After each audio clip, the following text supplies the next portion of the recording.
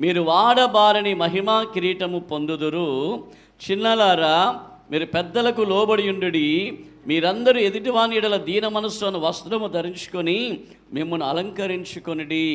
దేవుడు అహంకారులను ఎదిరించి దీనులకు కృప అనుగ్రహించును.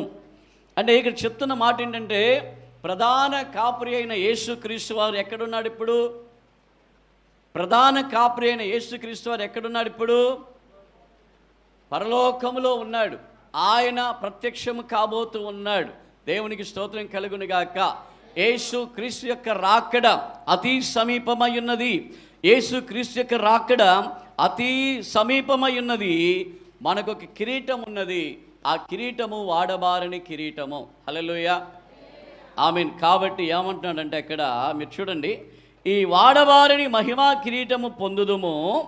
కాబట్టి మీరు పెద్దలకు లోబడండి. మొట్టమొదటి పాయింట్ చెప్తున్నాడు, పెద్దలకు లోబడుడి. హల్లెలూయా. లోబడుతున్నారా? లోబడుతున్నారా? పరలోకం వెళ్తానని చేతులు ఎత్తారు కదా, లోబడుతున్నారా? వాక్యములో 100% మీకు అపోస్తల ఉపదేశాన్ని బోధిస్తూ ఉన్నాం. మీరు గమనించాలి. ఎస్ అంటే ఎస్, నో అంటే నో, అవునంటే అవును, కాదంటే కాదు. నాపై పడ్డ భారం ఏంటిదంటే, మా పైన పడ్డ భారం ఏంటిదంటే, ఆమె వాక్యము ఉన్నది ఉన్నట్లుగా బోధించాలి.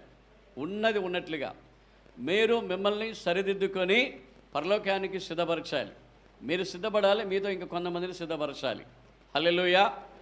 మొదట మనం చూసాము, సింహము మనకు వ్యతిరేకంగా ఉన్నది.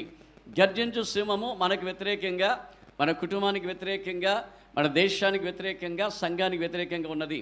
ఇక రెండవది, వాడబారని మహిమా కిరీటాన్ని పొందుకోవాలంటే మనం పెద్దలందరికీ లోబడాలి. ఎవరికి లోబడాలి? పెద్దలందరికీ లోబడాలి. కనీసం పాస్టర్ గారికి లోబడుతున్నామా? లోబడుతున్నామా? అక్కడ చూడండి, పెద్దలకు లోబడి ఉండుడి. మీరందరూ దీన మనస్సు అంటే తగ్గింపు, తన్ను తాను తగ్గించుకుని వాడు హెచ్చించబడతాడు.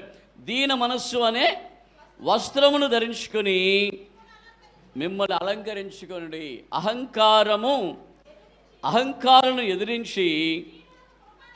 హల్లెలూయా, హల్లెలూయా.